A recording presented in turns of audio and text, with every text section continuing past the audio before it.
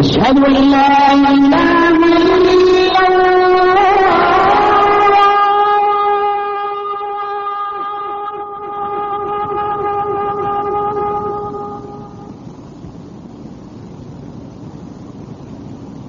أشهد أن محمدا رسول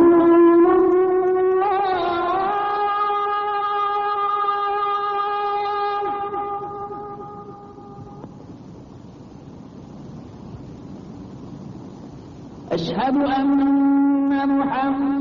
Assalamu alaikum, peace be unto you.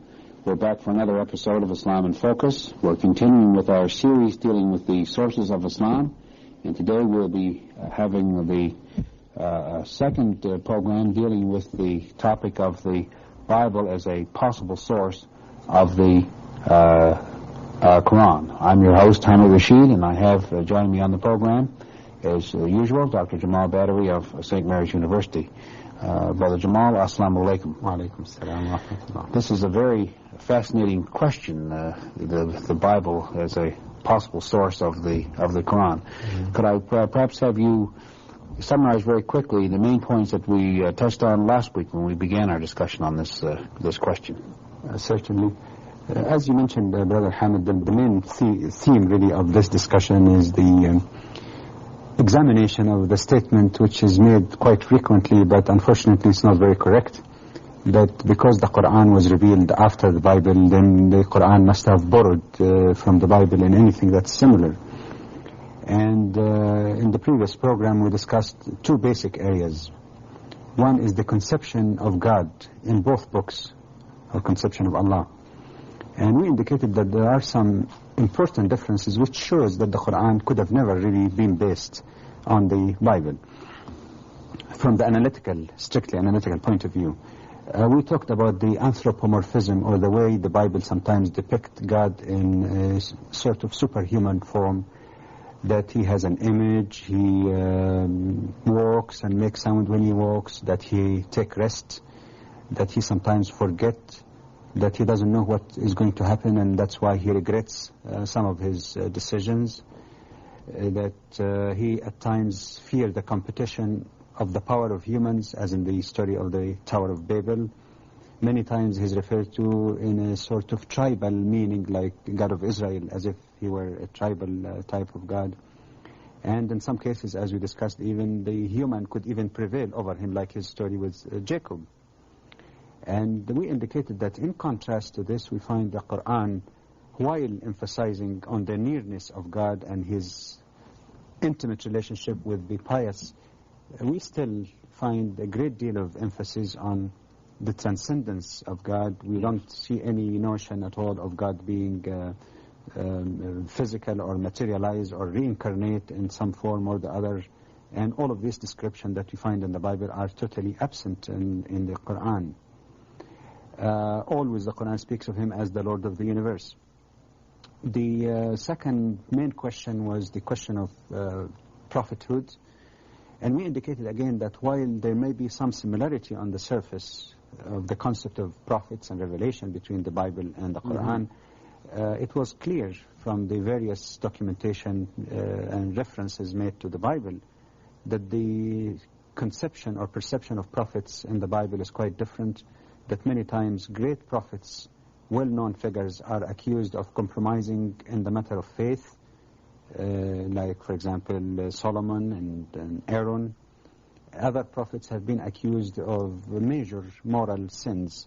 In contrast to that, we have seen again how the Quran emphasizes a great deal about the holiness of those individuals, that while they were humans, they were the best models of humans.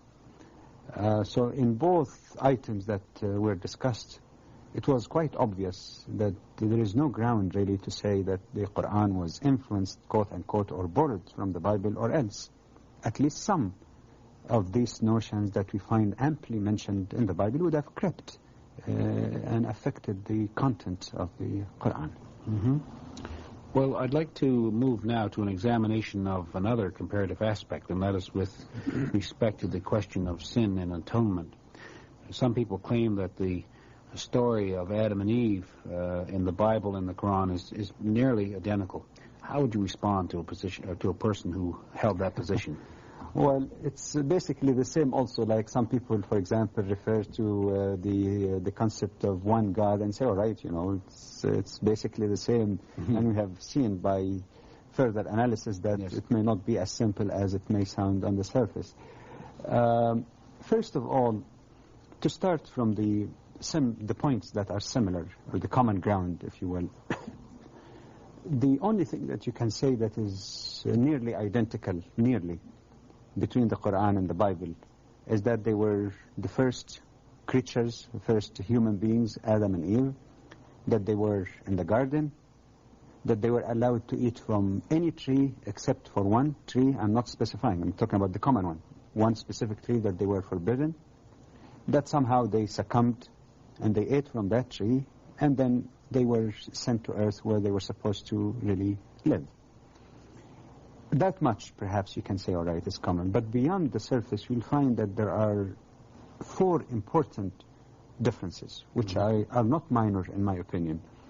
First of all, in the Bible, in the second book of Genesis, we are told that this was a tree of knowledge, as we mentioned in the previous program. Mm-hmm. In the Quran, however, there is no such mention of a tree of knowledge. Indeed, there are many citations in the Quran which indicate that it was not really a tree of knowledge. Because, for example, in 91 verse 8, chapter 91 in the Quran, it shows that when God or Allah created the human, He inspired into that human the knowledge of good and evil, or the right from wrong. So according to the way the Quran presents the story of the creation of the humans, the symbol of the human being created from clay is but a clear indication that humans know from their instinctive or innate nature how to distinguish between right and wrong, and as such they don't need really a tree to eat from in order to arrive at this type of knowledge. A second difference is that in the Bible also we find that the woman seemed to be the one who carries the burden of that first mistake. For example, in Genesis chapter 3 verses 12 through 16, we are told that it was mainly Eve who tempted Adam and somehow persuaded him to eat from that tree. The same verses indicate that as a result of this, God decided to multiply her sorrow through pregnancy and childbirth.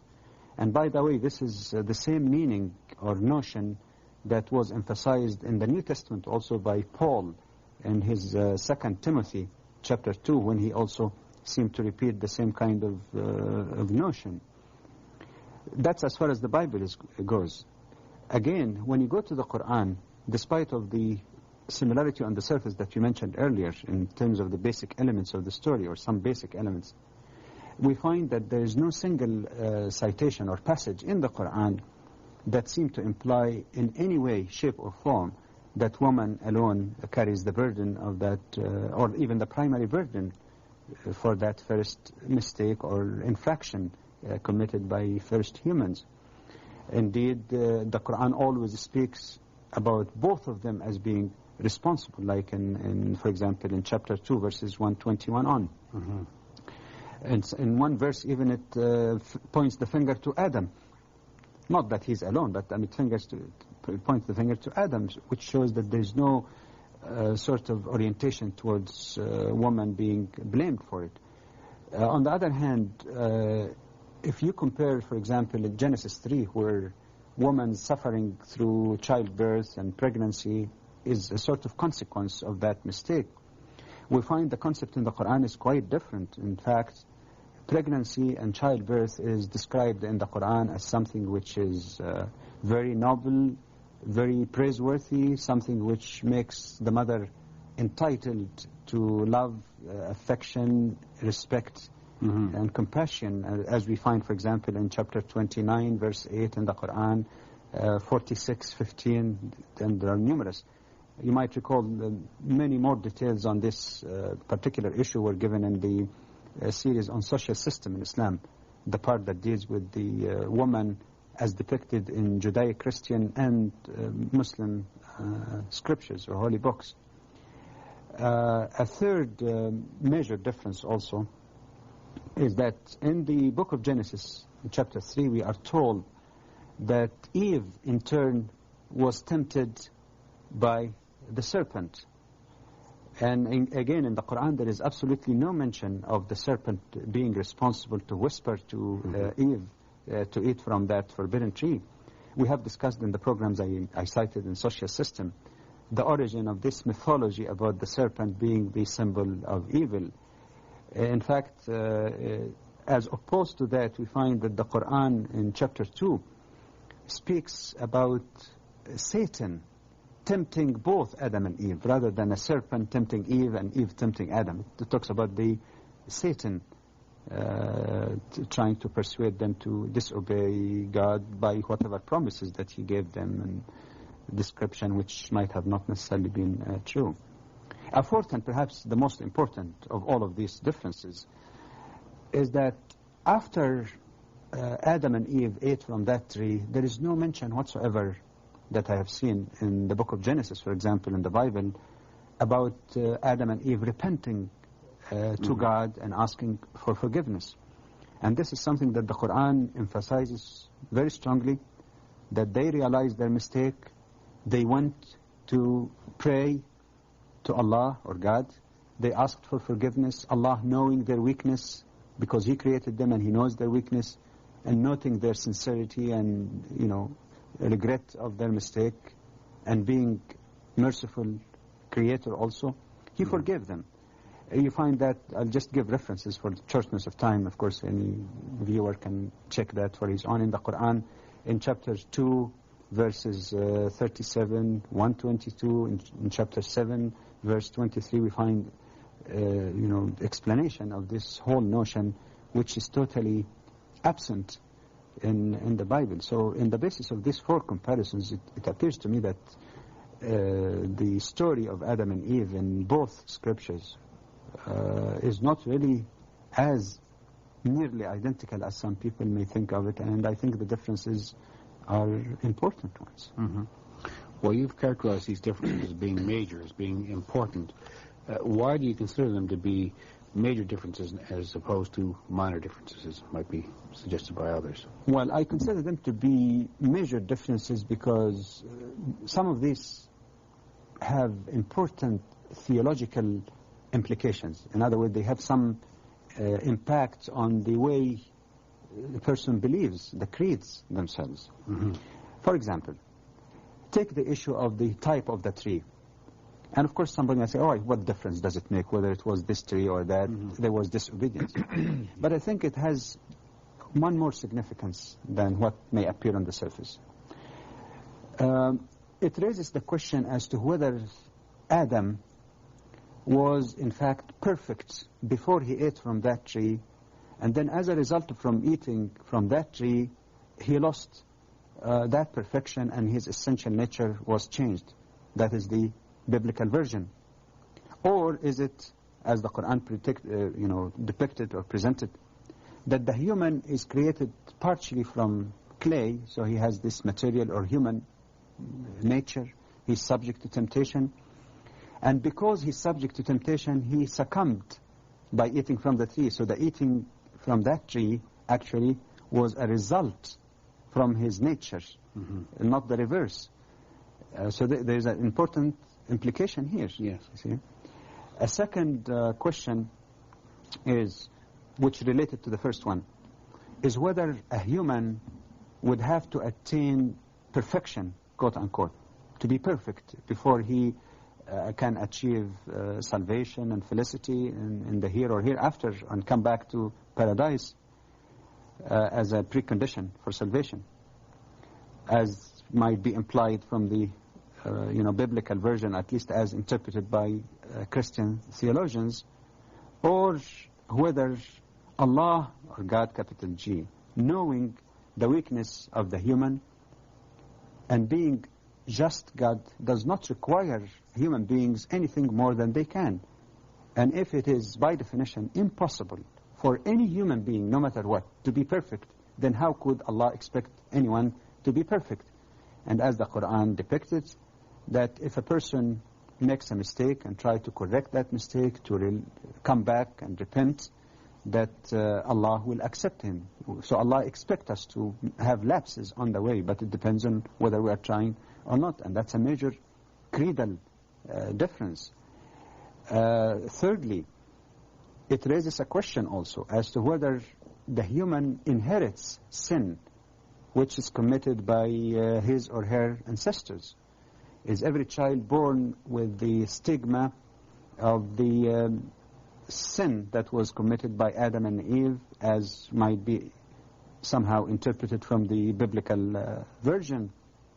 Or is it, as the Quran presented, that every child is born innocent and pure, that no inheritance of sin, that nobody can carry the sin of any other person, and that each person is responsible for his or her own behavior and the way the person tried to relate to his Creator, as we find amply documented in the Quran, for example, in chapter 17, verse 113, in 53, 38, and others, where there's emphasis on that question of individual responsibility for one's own sin, but not something inherited. Mm-hmm.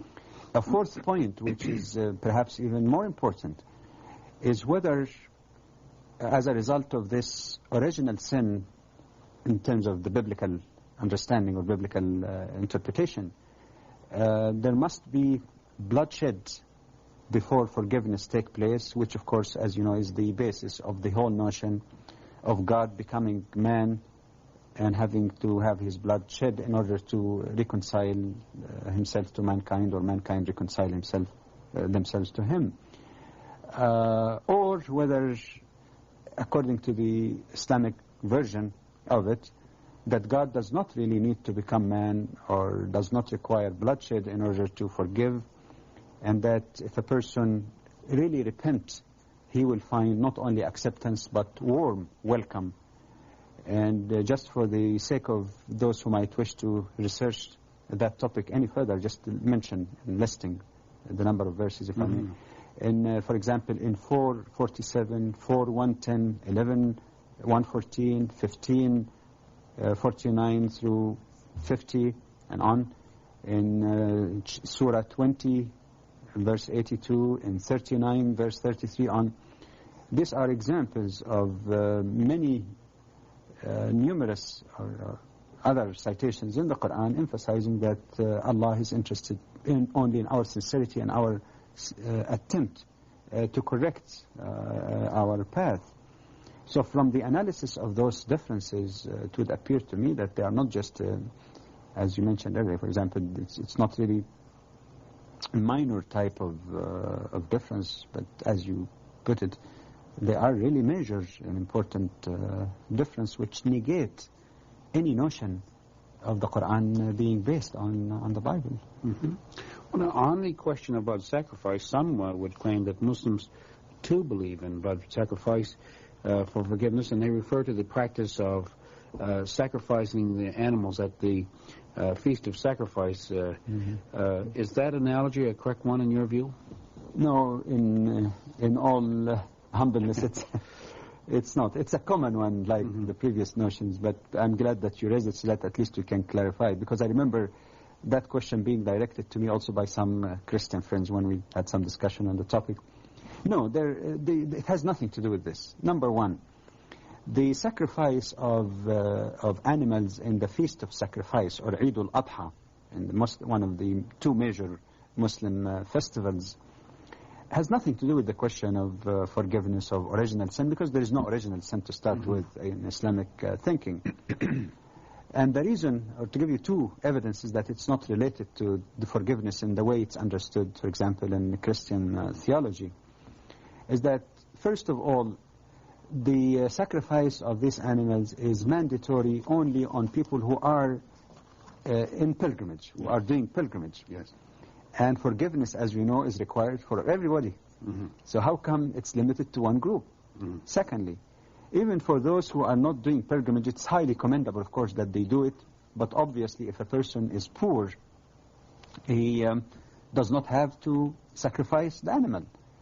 Again, we know that poor and rich alike need to atone for their sins. I mean, they can't say that one make more sin than the other. They both need it.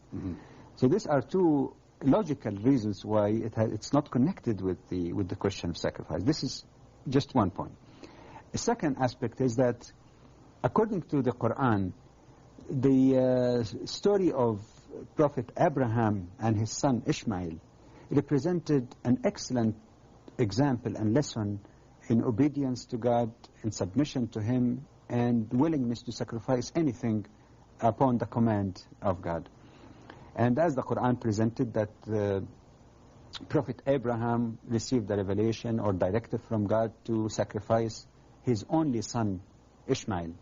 And I'd like to emphasize here Ishmael, because not only is that implied from chapter 37 in the Quran, which speaks about the sacrifice story, and then after that it says that in reward to Abraham he was giving the glad tidings of another son to be born to him, which is who is Isaac.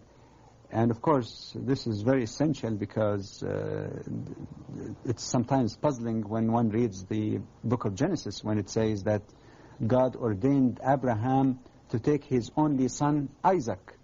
Isaac was never the only son. The one who was the only son for 14 years was Abraham, before Isaac was even born. So I mean, there's a point here so that nobody think that it's a typographical error, or mistake. According to the Quran, it was Ishmael. There's no question about it. And logically, it was Ishmael being the only son, even if you take it from the biblical narrative standpoint. But the whole notion is that Abraham took Ishmael to sacrifice him, and in the last minute, God, out of His mercy, having already tested the faith of Abraham, and since Abraham and his son Ishmael showed this submission and willingness to sacrifice, the angel stopped them, and he brought a ram to be sacrificed in place of Ishmael. Now, this kind of celebration then, which Muslims do by sacrificing animals in that festival, is basically a commemoration of that act, but not necessarily something that has to do with the forgiveness of sin as such. Another point is that nowhere in the Quran do we find any implication or reference that God or Allah is interested in any blood, whether the blood of animals or humans as such. In fact, it's put beautifully in chapter 22, verse 37. لَن يَنَالَ اللَّهَ لُحُومُهَا وَلَا دِمَاؤُهَا وَلَكِنْ يَنَالُهُ التَّقْوَى مِنْكُمْ. That even when you sacrifice this animal, it says, it is not the blood or flesh of this animal that reaches God, but what reaches Him is your piety. That's your obedience to Him. It's a symbol of obedience rather than anything connected with the mysterious or mystical idea of forgiveness. Another element that many people might not be aware of, which is reflected in the same chapter, chapter 22, is that the sacrifice of animals has another symbolical meaning, and that is the idea of thanksgiving. That this is an occasion where when people slaughter this animal, they thank Allah for whatever animals He made available to them to use or eat. This is mentioned specifically in verse 34 in chapter 22. But there is also, in addition to this, another social and charitable angle or element involved in the sacrifice. And that's also mentioned in the Quran in verse 28 in the same chapter. That's 22. فَكُلُوا مِنْهَا وَأَطْعِمُوا الْبَائِسَ الْفَقِيرِ. Eat you out of this meat that you sacrifice and feed the poor.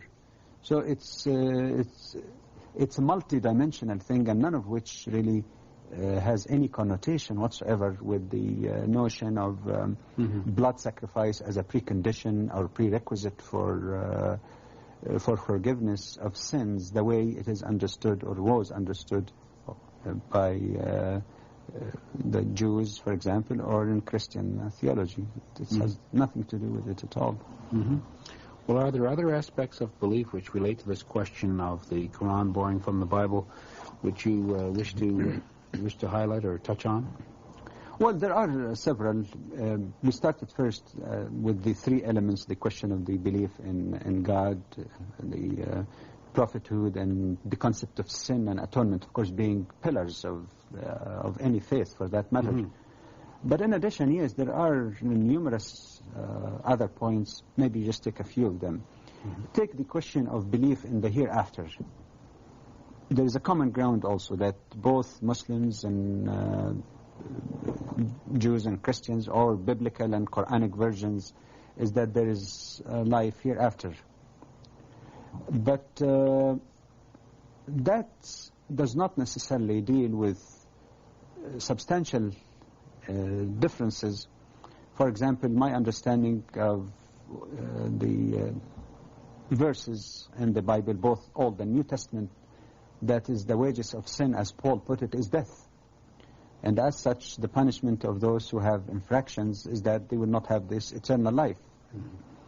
Whereas the Quran indicates clearly that whether the person is good or bad, whether he is quote-unquote saved or not, everybody would resurrect in the day of judgment, everybody would be subjected to judgment, and everybody again would be placed either in the paradise or the hellfire. So death is not the end of it, regardless of what person is exposed to. The other aspect also that might be related here is that while there is belief in afterlife, the description, at least that as I interpret from the Christian position on that, or the major position generally upheld, is that afterlife is mainly spiritual. In the Quran, however, we find that it is both spiritual as well as physical, even though the term physical here does not mean the exact similar physical body that we have here on earth, but it is not totally spiritual. There is some elements also of physical life involved, even though, of course, as the Prophet has warned, so that we don't really take some of the descriptions in the Quran in a superficial way and take it literally. When he said that in paradise there are things that no eye has ever seen, no ear has ever heard, and no thought even could have occurred to the mind of any person. So it's something that we don't know, but it is both physical as well as spiritual.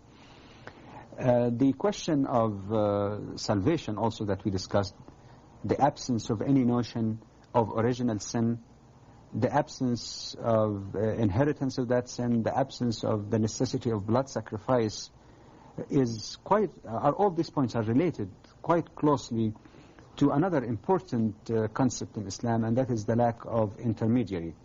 That is, the belief in Islam is that the relationship between the human and the Creator are primarily direct relationship. So the question of having intermediaries to reach for God or to pray, for example, in the name of someone else, no matter how great that person may be, prophet or otherwise, is absent in Islam. I haven't never seen a Muslim, for example, saying, I pray to God in the name of Muhammad, for example, no matter how great the last prophet of Allah has been. Yes. But that is beyond even the question of praying in the name of someone else, not directly to the Creator.